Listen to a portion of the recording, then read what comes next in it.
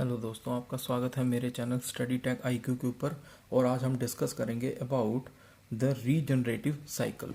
Regeneration क्या होता है? रीजनरेशन बेसिकली आपका होता है कि जो आपका फीड वाटर है टू द बॉयलर, उसके टेम्परेचर को ऑलरेडी इंक्रीज कर देना। सपोज ये आपका सिस्टमेटिक डायग्राम है और डायग्राम है for Rankine cycle with regeneration. Rankine cycle में आपके पास बेसिकली 4 कंपोनेंट्स होते हैं। दैट इज आपके कौन कौन से कंपोनेंट्स हैं? एक आपका बॉयलर होगा, राइट, एक आपका टरबाइन, देन कंडेंसर, देन आपका पंप। क्लियर? ये आपका बॉयलर हो गया, this is turbine, this is condenser और ये आपका पंप हो गया। क्लियर? और ये आपस में पाइप के थ्रू कनेक्टेड होते हैं। सो बॉयलर में क्या होता है? आपकी स्टीम जनरेट होती है। स्टीम जनरेट होते आपकी जो स्टीम है वो आपकी सुपर हीटेड स्टीम भी हो सकती है और ड्राई सैचुरेटेड स्टीम भी हो सकती है, डिपेंडिंग अपॉन द एप्लीकेशन और रिक्वायरमेंट। सो वो स्टीम आपकी फर्दर ट्रांसफर होती है टू द टरबाइन। वहां पर आपका एक्सपेंशन ऑफ स्टीम होती है। इट मीन्स एक्सपेंशन होगा तो आपको वर्क डन मिलेगा। क्लियर? और बॉयलर में जो है वो हीट सप्लाइड होती है। क्लियर? एंड आफ्टर एक्सपेंशन जो आपकी स्टीम है वो आपकी एंटर करती है टू द कंडेंसर और यहाँ पर आपकी हीट जो है वो रिजेक्ट हो जाती है। एंड यहाँ पर आपका आफ्टर और कंडेंसर के बाहर आपको कंडेंसेट मिलेगा। दैट इज कंडेंसर क्या करता है? वो आपका लेटेंट हीट को रिजेक्ट कर देता है। देन वो आपका कंडेंसेट, इट मीन्स जो वाटर है वो आपका एंटर करेगा to the pump. And pump आपका क्या करता है? वो आपका प्रेशर ऑफ द कंडेंसेट और वाटर को इंक्रीज करता है to the boiler pressure. Clear? ये आपका लाइन डायग्राम होता है for Rankine cycle. Clear? So इसमें आपके पास दो प्रोसेस कौन से हैं? आइसेंट्रोपिक प्रोसेस हो गए, दैट इज टरबाइन और पंप आपका आइसेंट्रोपिक प्रोसेस होता है, राइट। और जो आपका बॉयलर और कंडेंसर है ये आपका कांस्टेंट प्रेशर प्रोसेस हो गया।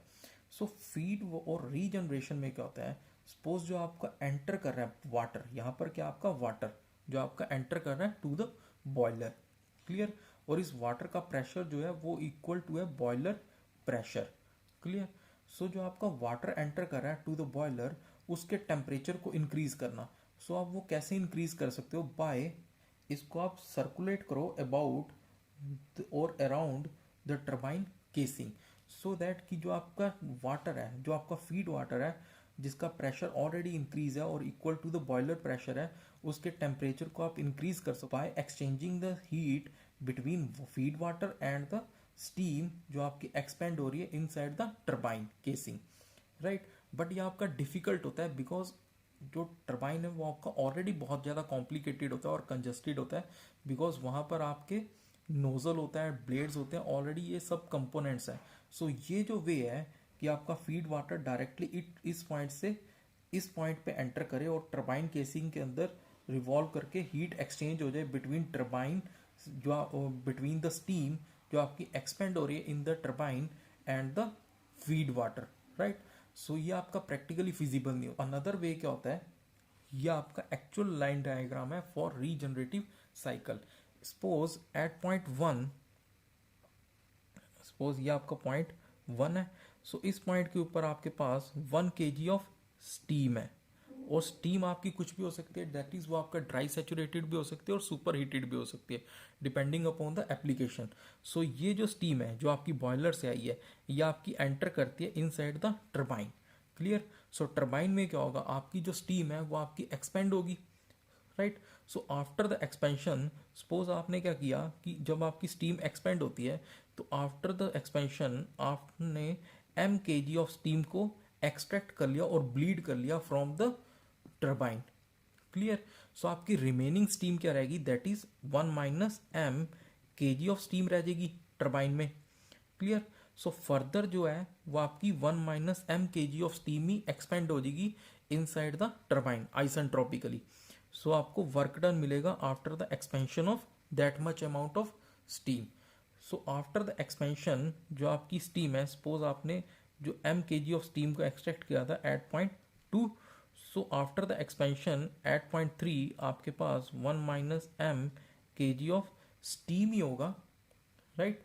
देन वो आपका एंटर करेगा कंडेंसर में, और कंडेंसर क्या करेगा, उसकी लेटेंट हीट को रिजेक्ट करेगा. सो एट पॉइंट 4 आपके पास 1 - m kg ऑफ कंडेंसेट होगा. क्लियर. देन आप पुट अप करते हो एक फीड पंप जो आपका बेसिकली यूज होता है to increase the pressure of this 1 - m kg of condensate. So आप इसका प्रेशर राइज क्यों करते हो, बिकॉज जो आपने mkg ऑफ स्टीम को एक्सट्रैक्ट किया फ्रॉम द टर्बाइन, क्लियर, आपने इस स्टीम को मिक्स करना है with this water. Clear. So that कि आपका जो फीड वाटर है उसका टेम्परेचर आपका इंक्रीज हो जाए. क्लियर. और ये मिक्सिंग होती है इन फीड वाटर हीटर्स में. क्लियर. सो इसका प्रेशर ज़्यादा है as compare to this condensate. अगर आप दो चीज़ों को एट डिफरेंट प्रेशर इंटरमिक्स करते हो, सो वहाँ पर जो पॉसिबिलिटी ऑफ लॉसेज है, दैट इज एडीज लॉसेज, वो आपकी इंक्रीज हो जाती है. सो आप मेंटेन करते हो और कांस्टेंट प्रेशर मेंटेन करते हो और प्रेशर को इक्वल करते हो, that is 1 - m kg of condensate के प्रेशर को आप इक्वल करते हो to the mkg of steam. Right. So at point 5 आपके पास 1 - mkg ऑफ कंडेंसेट होगी whose pressure is equal to mkg of steam. So feed water heater में ये दोनों मिक्स होंगे और ये अपनी हीट को एक्सचेंज कर लेंगे. सो एट पॉइंट 6 आपके पास 1 kg ऑफ फीड वाटर होगा. Clear. And again feed pump 2 जो है इस 1 kg ऑफ वाटर के प्रेशर को इंक्रीज करता है equal to the boiler pressure. So आपके पास 0.7 के ऊपर जो है आपके पास 1 kg ऑफ वाटर होगा, दैट इज वाटर होगा whose pressure is equal to the boiler pressure, and जिसके टेम्परेचर को आपने इंक्रीज किया with the help of mkg of steam. Clear.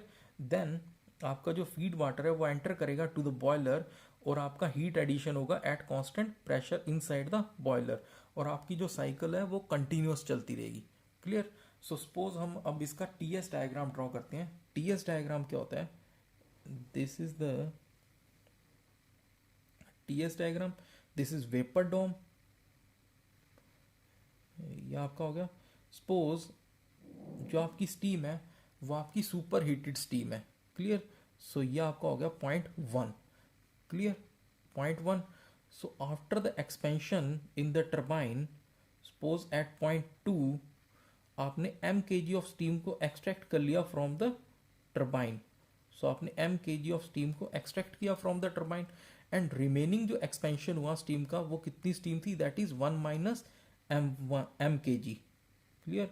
So 2 to 3 के बीच में जो एक्सपेंशन हुआ वो 1 - mkg ऑफ स्टीम का होगा टर्बाइन के बीच में. क्लियर. देन एट 0.3 आपका जो स्टीम है जिसका एक्सपेंशन ऑलरेडी डन हो चुका है इनसाइड द टर्बाइन, वो आपकी एंटर करेगी इन द कंडेंसर, और कंडेंसर आपका क्या करता है, वो लेटेंट हीट को रिजेक्ट करेगा. सो एट 0.4 आपके पास सैचुरेटेड लिक्विड होगा. क्लियर. देन ये आपका कांस्टेंट प्रेशर लाइन है. सो एट 0.4 जो आपका कंडेंसेट है वो आपका एंटर करेगा टू द फीड वाटर और फीड पंप 1, और वो उसके प्रेशर को इंक्रीज करेगा टू द 0.5. आपका 5 पॉइंट तक इंक्रीज हो गया प्रेशर, एंड इस पॉइंट के ऊपर आपकी जो mkg ऑफ स्टीम है वो आपकी 1 - mkg ऑफ कंडेंसेट के साथ मिक्स होगी. सो उसका जो टेम्परेचर है वो आपका इंक्रीज होगा from this point, that is T5 to T6. Right. और एट 0.6 आपका जो और जो मिक्सिंग प्रोसेस है वो आपका कंप्लीट हो जाएगा, that is feed water heater का प्रोसेस कंप्लीट हो गया. देन एट 0.6 जो आपका वाटर है वो आपका एंटर करता है टू द फीड पंप 2, और वो उसके प्रेशर को इंक्रीज करता है which is equal to the boiler pressure, that is 0.7. Right. And at 0.7 जो आपका वाटर है जिसके प्रेशर और टेम्परेचर को आपने इंक्रीज कर दिया, वो आपका एंटर करेगा बॉयलर में, और आपका जो हीट एडिशन प्रोसेस है वो आपका कंटिन्यूस हो जाएगा, that is heat addition as constant pressure. Clear. So ये आपका टीएस डायग्राम होता है for regenerative Rankine cycle. Clear. So last slide में हमने डिस्कस कर लिया था about the regenerative cycle. So अब हम डिस्कस कर लेते हैं about the efficiency of regenerative cycle. So ये आपका TS डायग्राम है of regenerative cycle. So at point 1 आपने 1 kg ऑफ स्टीम को एक्सपेंड करना स्टार्ट किया था inside the turbine. So from point two 1 two point 2 जो आपकी 1 kg ऑफ स्टीम जो है वो आपकी एक्सपेंड होती है इनसाइड द टर्बाइन. और एट पॉइंट 2 आप 1 kg ऑफ स्टीम को एक्सट्रैक्ट कर लेते हो और ब्लीड कर लेते हो फ्रॉम द टर्बाइन. और पॉइंट 2 to 3 जो आपकी 1 -m kg of steam expand होती है इनसाइड द टर्बाइन. और एट पॉइंट 3 जो आपकी जो स्टीम है वो आपकी एंटर करते हैं इनसाइड द कंडेंसर. और 3 to 4 आपका क्या है, constant pressure heat rejection process. और आपका जो कंडेंसर है वो आपका लेटेंट हीट को एक्सट्रैक्ट करता है from the steam. And point 4 के ऊपर जो आपकी कंडेंसेट है वो आपका एंटर करता है इनसाइड द फीड पंप 1 और वो उसके प्रेशर को इंक्रीज करता है. दैट इज आपके कंडेंसेट के प्रेशर को इंक्रीज करता है which is equal to the pressure of the mkg of steam, so that कि उनकी प्रॉपर मिक्सिंग पॉसिबल हो सके without any loss. Clear. Then उसका टेम्परेचर इंक्रीज होता है कंडेंसेट का फ्रॉम पॉइंट 5 और टेम्परेचर T5 to T6. और इस पॉइंट के ऊपर आपका जो कंडेंसेट है और जो आपका वाटर है वो आपका एंटर करता है इन फीड पंप 2 और उसके प्रेशर को इंक्रीज किया जाता है to the boiler pressure. So this is boiler pressure. Clear. और आपका फीड वाटर एंटर कर जाता है इनसाइड द बॉयलर और आपका जो हीट एडिशन होता है at constant temperature. Clear. So आपकी जो इफिशिएंसी होती है आपकी work done divide by heat supplied. So आपका वर्क डन क्या होता है, turbine work minus pump work divide by heat supplied. Clear. So आपका हीट सप्लाइड क्या हो जाएगा, which is equal to H1 minus H7. Clear. So आपका turbine work क्या हो जाएगा, टर्बाइन वर्क होगा from 1 to 2 1 kg of steam expand हुई है that is H1 minus H2. And point 2 to 3 आपकी 1 -m kg of steam expand हुई है inside the turbine. So 1 -m into H2 minus H3. And pump work is equal to, आपके पास 2 pumps हैं that is feed pump 1 and feed pump 2. That is pump 1 plus pump 2. और pump 1 में आपने pressure increase किया है of 1 -m kg of condensate. So 1 -m into H5 minus H4 plus pump 2 में आपका 1 kg ऑफ वाटर का pressure increase हुआ है 1 into H7 minus H6. Clear. ये आपका पंप वर्क आ गया, ये आपका टर्बाइन वर्क है and this is heat supplied. So अगर आप वैल्यू सब्स्टिट्यूट करोगे तो आपकी इफिशिएंसी ऑफ रीजनरेटिव साइकिल आ जाएगी. And the second point is जो आपका हीट एडिशन हुआ, सपोज अगर आपका रीजनरेशन ना होता तो आपका जो हीट एडिशन होता वो आपका हीट एडिशन होता between 0.5 and 0.1. Clear.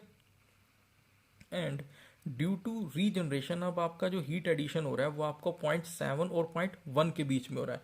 It means जो आपका mean temperature of heat addition है विद रीजनरेशन वो आपका ज़्यादा होता है as compare to mean temperature without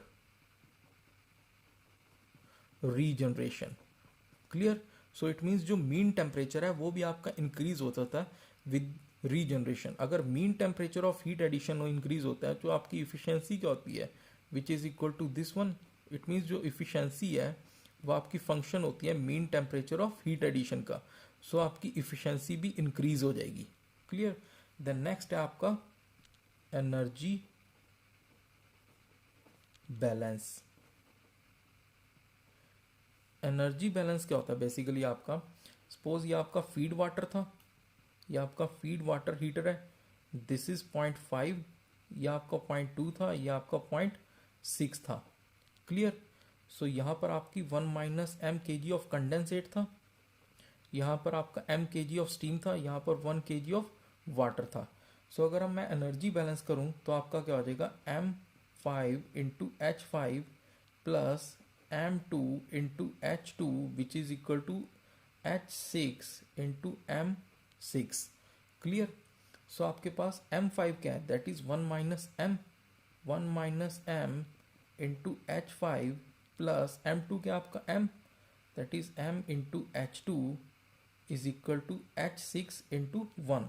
So H5 minus M, H5 plus M into H2 is equal to H6.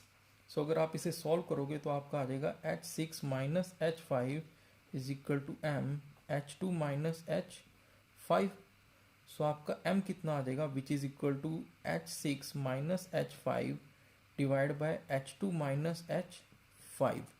Clear. So ये basically आपकी इक्वेशन यूज होती है टू कैलकुलेट द ब्लीड और mass of steam bleed at different sections of turbine. Clear.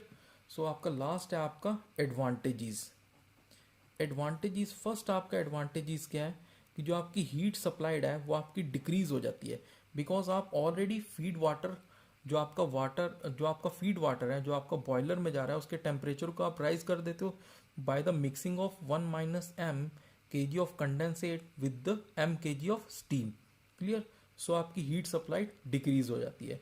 Second आपका क्या है, जो आपका mean temperature of heat addition है वो आपका इंक्रीज हो जाता है. सो अगर आप mean temperature of heat addition increase करते हो तो आपकी इफिशिएंसी भी इंक्रीज कर जाती है. क्लियर. देन थर्ड आपका क्या है कि आपने m kg ऑफ स्टीम को एक्सट्रैक्ट कर लिया फ्रॉम द टर्बाइन. सो आपने m1 minus m kg of steam को एक्सपेंड किया इनसाइड द टर्बाइन. सो आपका लेस अमाउंट ऑफ स्टीम आपकी कंडेंसर में जाती है. सो आपका जो कंडेंसर है उसका साइज भी डिक्रीज कर जाता है. क्लियर. देन फोर्थ पॉइंट क्या आपका, आपने m kg ऑफ स्टीम को एक्सपेंड कर लिया एट पॉइंट 2, ड्यू टू विच आपका जो टर्बाइन वर्क है वो आपका डिक्रीज कर जाता है. ये सारे पॉइंट्स होते हैं regarding the Rankine cycle with regeneration. So it is all about the regeneration cycle. Next lecture में हम न्यूमेरिकल्स डिस्कस करेंगे about the Rankine cycle. Thank you.